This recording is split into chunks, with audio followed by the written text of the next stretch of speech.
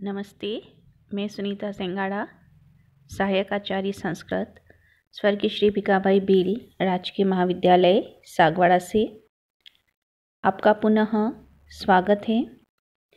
जैसा कि हमने पूर्व की वीडियो में देखा, कवि भर्तृहरि विद्वत पद्धति का वर्णन कर रहे हैं और वह कहते हैं कि हे राजन, तुम विद्वानों के प्रति ईर्ष्या भाव मत रखिए, अभिमान मत करिए, क्योंकि आपका जो धन है वह क्षणिक है, नष्ट हो सकता है, किंतु विद्वानों का धन सदैव बना रहता है। वह गुप्त धन है, जितना अधिक उसका दान किया जाए वह उतना ही अधिक बढ़ता जाता है।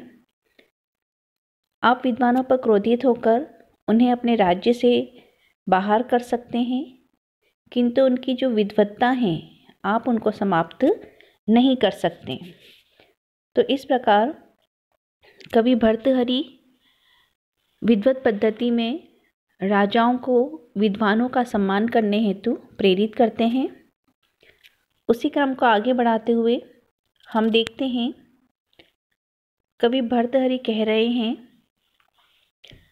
केयूराणी न भुष्यन्ति पुरुष हारा न चंद्रोज्ज्वला, न स्नानम न विलेपनम न कुसुमम, न अलंकृता मूर्धजाः, वाण्येका समलंकरोति पुरुषं या संस्कृता धार्ये, क्षीयन्ते खलु भूषणानि सततं वाग्भूषणं भूषणम्। प्रस्तुत पद्य में वाग्भूषण, वाग अर्थात वाणी, वाणी रूपी आभूषण के बारे में बताया गया है। केयूराणी न भूषयन्ति पुरुषम, कि केयूराणी, केयूर आदि जो आभूषण हैं, जो बाजूबंद आदि जो आभूषण धारण किए जाते हैं, पुरुषम न भूषयन्ति, वह किसी पुरुष अर्थात यहाँ मनुष्य से हैं, किसी पुरुष को सुशोभित नहीं करते हैं।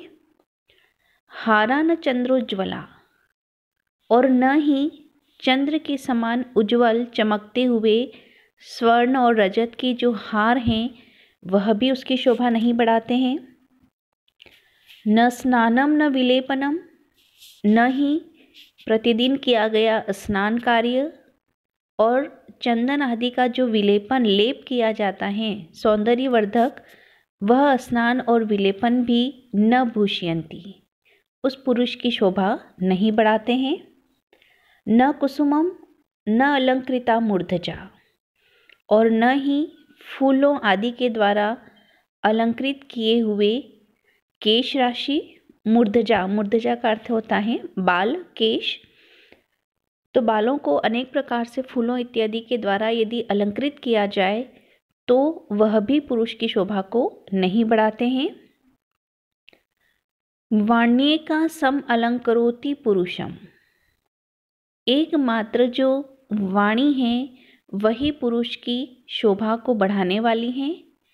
या संस्कृता धार्येत, और वाणी भी जो संस्कृता हो, संस्कारों से युक्त हो, जो शब्द दोषों और अर्थ दोषों से रहित हो, ऐसी सुसंस्कृत वाणी ही एकमात्र पुरुषम समलंकरोति, किसी पुरुष की, किसी मानव की शोभा को बढ़ाती हैं। क्षीयन्ते खलु भूषणानि, अन्य जो भी आभूषण हैं स्वर्ण रजत के हार इत्यादि, कुसुम, पुष्प, ये सभी क्षीयन्ते, समय के साथ धीरे धीरे क्षीण हो जाते हैं, नष्ट हो जाते हैं। सततम वाग्भूषणम भूषणम, किंतु वाग्भूषण जो वाणी रूपी आभूषण है वही निरंतर श्रेष्ठ आभूषण माना गया है।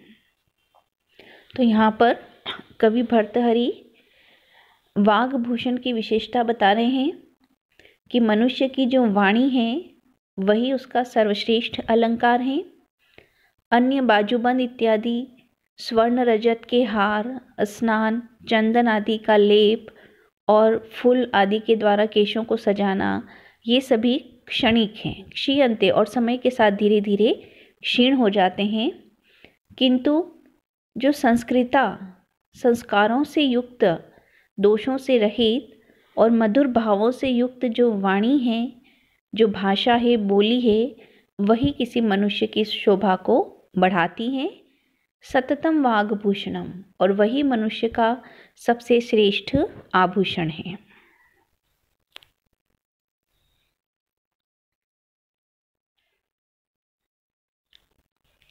इससे आगे कवि भर्तृहरि विद्या की प्रशंसा कर रहे हैं। विद्या नाम नरस्य रूपम अधिकम प्रच्छन्न गुप्तम धनम, विद्या भोग करी यशः सुखकारी, विद्या गुरुनाम गुरुः, विद्या बंधुजनो विदेश गमने, विद्या परा देवता, विद्या राजसु पूज्यते न तु धनम, विद्या विहीनः पशुः। विद्या ज्ञान की महत्ता बताई जा रही है। विद्या नाम नरस्य रूपम अधिकम। नरस्य किसी भी नर का, किसी भी मानव मनुष्य का, रूपम अधिकम सबसे श्रेष्ठ जो रूप है विद्या, वह उसकी विद्या है, उसका ज्ञान है। प्रच्छन्न गुप्तम धनम, यह विद्या एक प्रच्छन्न छुपा हुआ गुप्त धन है।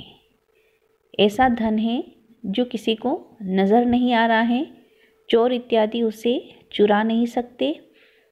किसी मनुष्य का कितना ज्ञान है यह प्रकट नहीं होता, दिखाई नहीं देता है। तो यह जो ज्ञान रूपी, विद्या रूपी जो धन है वह प्रच्छन्न छुपा हुआ है, गुप्तम धनम गुप्त धन के समान है। विद्या भोग करी यशः सुखकारी, विद्या भोग प्रदान करने वाली है। सभी प्रकार के जो सांसारिक सुख भोग हैं, ऐश्वर्य हैं, उन्हें प्रदान करने वाली हैं। यशः सम्मान दिलाने वाली है, सुखकारी और मनुष्य को सुखी बनाने वाली है। विद्या गुरुनाम गुरुः, और विद्या सभी गुरुजनों की गुरु हैं। अर्थात गुरुजनों का सम्मान मात्र विद्या के कारण है, और गुरुजन भी उस विद्या का ही सम्मान करते हैं। तो गुरु की भी गुरु विद्या है, ज्ञान है। विद्या बंधु जनो विदेश गमने, और विदेश गमने, जब हम विदेश प्रवास पर जाते हैं, अपने निवास को छोड़ करके अन्यत्र किसी स्थान पे जाते हैं, तो यह विद्या, यह ज्ञान ही बंधुजनों, हमारा बंधुजन है, हमारा मित्र है। विद्या परा देवता, और यह विद्या ही सर्वश्रेष्ठ देवता है। विद्या राजसु पूज्यते न तु धनम, और जो राजसु, जो राजागण हैं, राजन हैं, विद्या पूज्यते, उन राजाओं के मध्य भी ज्ञान की पूजा होती है, न तो धनम धन की नहीं। अर्थात बड़े बड़े बलशाली श्रेष्ठ क्षत्रिय जो राजा हैं, वे भी अपने गुरुजनों की, जो विद्वान जन हैं, उनका सम्मान करते हैं, उनकी पूजा करते हैं, और उस ज्ञान के समक्ष धन का कोई महत्व नहीं है। विद्या विहीनः पशुः, तो मानो विद्या से विहीन मनुष्य पशु के ही समान है, कि शारीरिक रूप से पशु और मनुष्य में ज़्यादा भिन्नता नहीं है। उनका जो शारीरिक जीवन है, जो भी क्रियाकलाप हैं, भोजन, निद्रा, भय, मैथुन इत्यादि समान हैं। मात्र मनुष्य और पशु में विद्या की ही भिन्नता है, और यह विद्या ही मनुष्य को श्रेष्ठ बनाती है। अतः विद्या विहीनः पशुः, जो विद्या से रहित हैं वह पशु के ही समान है। तो यहाँ पे कवि भर्तृहरि विद्या को मनुष्य का सर्वश्रेष्ठ सौंदर्य बताते हैं। विद्या एक गुप्त धन है जिसे कोई चुरा नहीं सकता। विद्या हमेशा सम्मान दिलाने वाली है, सुख प्रदान करने वाली है, और सांसारिक भोग ऐश्वर्य को प्रदान करने वाली है। विद्या गुरुजनों की भी गुरु है, और विदेश जाने पर यह विद्या ही हमारी मित्र हैं, हमारी बंधु हैं, जो अनेक विपरीत परिस्थितियों में हमारी सहायता करती हैं। विद्या परा देवता, और यह विद्या ही सर्वश्रेष्ठ देवता है। जो क्षत्रिय गण हैं, राजा सत्ता से युक्त, बल से युक्त, धन से युक्त, वे सभी राजा भी विद्वानों का ही सम्मान करते हैं, धन का नहीं। अतः विद्या से रहित मनुष्य पशु के ही समान है।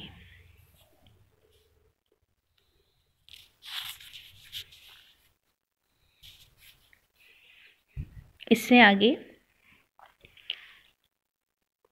ज्ञाति चेत कवचेन किम किम अरिभिः क्रोधास्ति चेद देहिनाम, ज्ञाति चेद अनलेन किम यदि सुरीद दिव्य औषधै किम फलम, किम सर्पै यदि दुर्जनाः किमु धनै विद्या अनवद्या यदि, व्रीडा चेत किमु भूषणैः सुकविता यद्यास्ति राज्येन किम। कवि भर्तृहरि यहाँ पर तुलनात्मक रूप से वर्णन कर रहे हैं। कहते हैं, शांति ही चेत कवचेन किम, यदि किसी मनुष्य में शांति अर्थात क्षमाशीलता की भावना है, कवचेन किम, तो उसे किसी कवच की आवश्यकता नहीं है। कवच का कार्य है शत्रु से बचाना, किंतु यदि मनुष्य में क्षमाशीलता है, वह दूसरों के दोषों को, दूसरों की गलतियों को यदि क्षमा कर देता है, तो उसके कोई शत्रु भी नहीं होंगे, और शत्रु के अभाव में उसे कवच की आवश्यकता भी नहीं होगी। किम अरिभिः क्रोधः अस्ति चेद देहिनाम, यदि देहिनाम, यदि मनुष्य में क्रोधः अस्ति, यदि क्रोध विद्यमान है, क्रोध की भावना है, किम अरिभिः, तो उसे अन्य शत्रुओं की कोई आवश्यकता नहीं है। उसके हृदय में स्थित वह क्रोध भाव ही उसका सबसे बड़ा शत्रु है, और यदि क्रोध स्थित है तो अन्य शत्रुओं की हमें आवश्यकता नहीं है। वह क्रोध ही मनुष्य को प्रतिदिन पीड़ित करता रहेगा, उससे जलाता रहेगा, तो क्रोध होने पर किसी अन्य शत्रु की आवश्यकता नहीं है। ज्ञाति चेद अनलेन किम, कवि कहते हैं कि यदि ज्ञाति हमारे स्वजन बंधुजन यदि दुर्भावना से युक्त हैं, अनलेन किम, तो हमें अनल अर्थात अग्नि की कोई आवश्यकता नहीं है। अग्नि का कार्य है जलाना, पीड़ित करना, नष्ट करना। यदि हमारे ज्ञातिजन, हमारे बंधुजन दुर्भावना युक्त हैं, तो वही हमें निरंतर पीड़ित करते रहेंगे, ताप प्रदान करेंगे, तो वहाँ हमें किसी अन्य या बाह्य अग्नि की आवश्यकता नहीं होगी। यदि सुहृद दिव्य औषधि किम फलम, और यदि हमारे सुहृद हैं, अच्छे मित्र हैं, सज्जन मित्र हैं, तो हमें दिव्य औषधियों की कोई आवश्यकता नहीं है, क्योंकि ये सुहृद ही हमें निरंतर श्रेष्ठ मार्ग पर अग्रसर करते रहेंगे, हमें बुरे मार्ग पर जाने से रोकेंगे, तो हमें औषधियों की कभी आवश्यकता नहीं होगी। किम सर्पै यदि दुर्जनाः, और यदि दुर्जन मनुष्य हैं तो सर्पों की हमें आवश्यकता नहीं है। अर्थात ये दुर्जन ही सर्प के समान है, जो निरंतर सज्जनों को पीड़ित करते रहते हैं, उन्हें पीड़ा पहुंचाते हैं, तो दुर्जनों के होने पर किसी अन्य सर्पों की कोई आवश्यकता नहीं है। किमु धनै विद्या अनवद्या यदि, और यदि अनवद्या विद्या, अनवद्या अर्थात निर्दोष विद्या यदि हमारे पास है, हमारा ज्ञान निर्दोष है, यदि हम ज्ञान का सही सदुपयोग कर रहे हैं, तो किमु धनैहि, तो हमें धन से कोई प्रयोजन नहीं है। वही निर्दोष विद्या हमारा सर्वश्रेष्ठ धन है। जैसा पूर्व पद्य में हमने पढ़ा कि विद्या ही धन है, गुप्त धन है, हमारी मित्र है, बंधु हैं। तो अगर निर्दोष विद्या है तो हमें धन की आवश्यकता नहीं है, धन हमें स्वतः ही प्राप्त हो सकता है। व्रीड़ा चेत किम भूषणैः, और यदि हमें व्रीड़ा अर्थात लज्जा, दुष्कर्मों के प्रति यदि हमारे मन में लज्जा भाव है तो किम भूषणैः, हमें अन्य आभूषणों की आवश्यकता नहीं है। आभूषणों का कार्य है मनुष्य की शोभा बढ़ाना, और यदि व्यक्ति लज्जाशील है, वह दुष्कर्म नहीं कर रहा है, लोक अपवाद से जो भयभीत रहता है, लज्जाशील रहता है, तो वह कभी भी दुष्कर्म नहीं करता है, और सत्कर्म करने के कारण उसकी सुंदरता सदैव बढ़ती है। तो यदि व्रीड़ा है, लज्जा है, तो हमें आभूषणों की कोई आवश्यकता नहीं है। सुकविता यद्यास्ति राज्येन किम, और यदि सुकविता, हम सुंदर काव्य की रचना कर सकते हैं, साहित्य की रचना कर सकते हैं, तो राज्येन किम, हमें किसी राज्य की आवश्यकता नहीं है, क्योंकि जो कवि हैं, विद्वान हैं, उसका सम्मान सर्वत्र होता है। राजा मात्र उसके अधिकार क्षेत्र में ही राजा हैं, वहीं की प्रजा उसको सम्मान देती है, किंतु जो विद्वान हैं, कवि हैं, उनका सम्मान सर्वत्र होता है। तो यदि हमें काव्य रचना की क्षमता है तो वह किसी राज्य से भी बढ़ करके हैं, अतः कवियों को किसी राज्य की आवश्यकता नहीं है। इससे आगे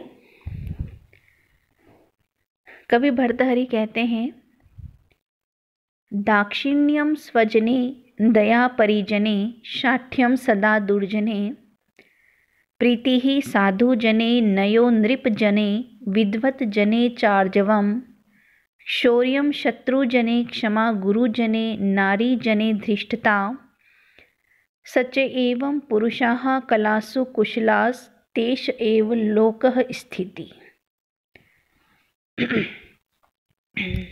कवि भर्तृहरि कहते हैं, यहाँ पे कुछ सांसारिक व्यवहारों की बात की जा रही है कि मनुष्यों को किन कलाओं में कुशल होना चाहिए जिससे वह इस सांसारिक जीवन को श्रेष्ठता के साथ व्यतीत कर सके।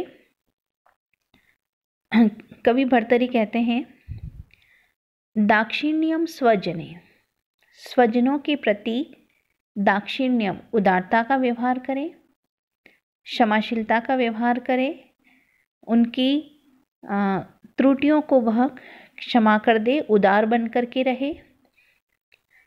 दया परिजने, जो परिजन हैं, सेवक हैं, जो सेवा का कार्य कर रहे हैं, जिनकी आजीविका उन पर निर्भर हैं, ऐसे परिजनों के प्रति दया भाव रखे। शाठ्यम सदा दुर्जने, जो दुर्जन मनुष्य उनके साथ शठता, दुष्टता का व्यवहार करे, दुर्जनों के साथ में दुष्टता का व्यवहार करे। प्रीति ही साधु जने, किंतु जो सज्जन हैं उनके प्रति प्रीति ही, प्रेम पूर्वक व्यवहार करें। नयो नृप जने, जो नृप जन है, राजा हैं, उनके साथ न्याय का व्यवहार करे, नीति का व्यवहार करे, समय और परिस्थिति के अनुसार नीतिपूर्वक व्यवहार करे। विद्वत जने च आर्जवम, विद्वानों के प्रति आर्जवम, सरलता का व्यवहार करे, विद्वानों के साथ छल कपट न करे।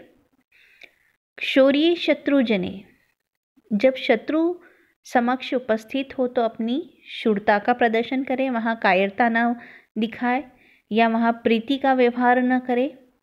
शत्रुजनों के समक्ष सदा अपनी बहादुरी, पराक्रम, वीरता दिखाए।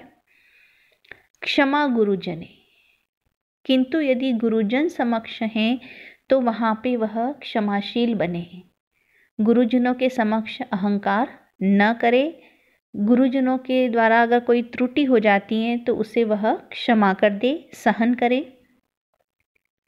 नारी जने धृष्टता, और नारी जनों के प्रति, नारियों के प्रति धृष्टता का व्यवहार करे, समानता का व्यवहार करे, उनका सम्मान करे, पराई स्त्रियों के प्रति आसक्ति भाव न रखे और इस प्रकार परिस्थिति और समय के अनुसार व्यवहार प्रकट करे।